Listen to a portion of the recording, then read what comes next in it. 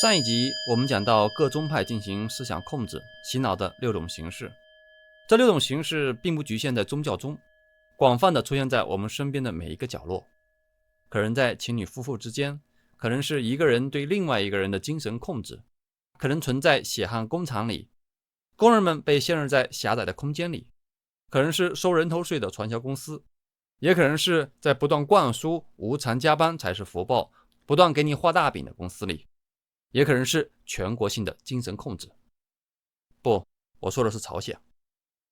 这6种形式实施起来和传销组织缅北差不多，差别在于经过高段位的洗脑后，受害者都不想离开了，而且转变为狂热的信徒。慢慢的，这些人坚信这个信仰就是他们毕生所求，宁可死也要继续走下去。我们能看到历史上有很多传教者真的是不惜己命，翻山越岭，深入不毛之地，只为了传播他们认可的真理。为什么他们不离开呢？教主会跟大家说，你们可以随时离开，大门是敞开的。他会跟大家证明，所有人都是有自由意志的，是自愿留下来的。实际上，如果谁想离开，那就是叛教者，是魔鬼，他们会被恐吓，如果离开了这个组织，他们将会迷失方向，将会发疯，被杀害，而且其他所有成员都要和他断绝关系。他们长期与家人和朋友完全失去联系，没有其他经济来源，一旦离开这个组织，未来有很大的挑战和不确定性。很多人会越来越空虚，不少人即使离开了，一段时间后又回去了。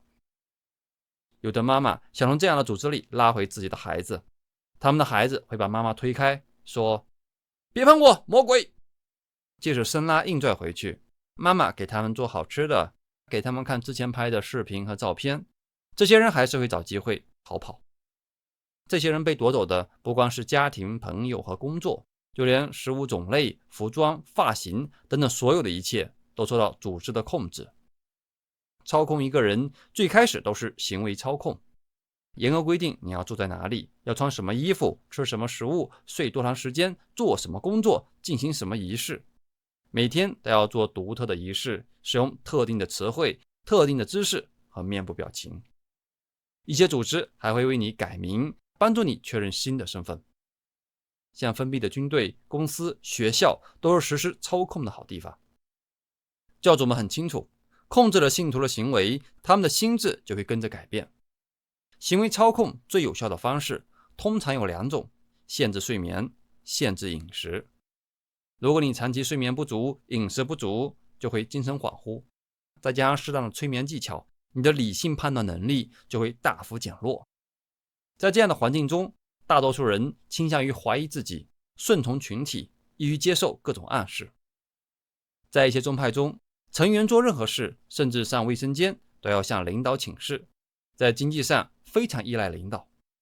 如果他们生病了，需要的只是忏悔和加倍的祈祷。如果必须进行昂贵的治疗，那他们会被送回家人身边，让家人支付医疗费。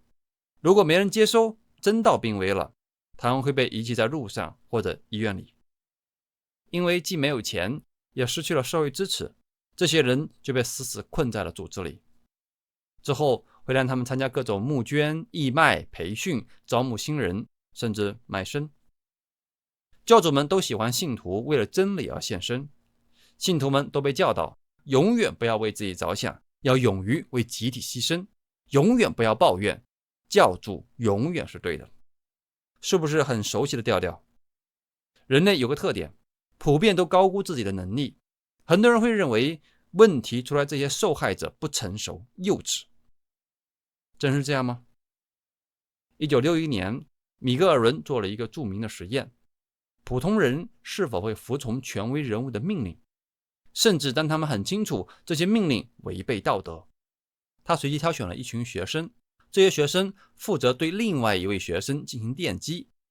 被电击的这位学生其实是助手，如果他回答错误，参与者就要对他实施电击，而且要逐步提高电击的强度，最高可达450伏。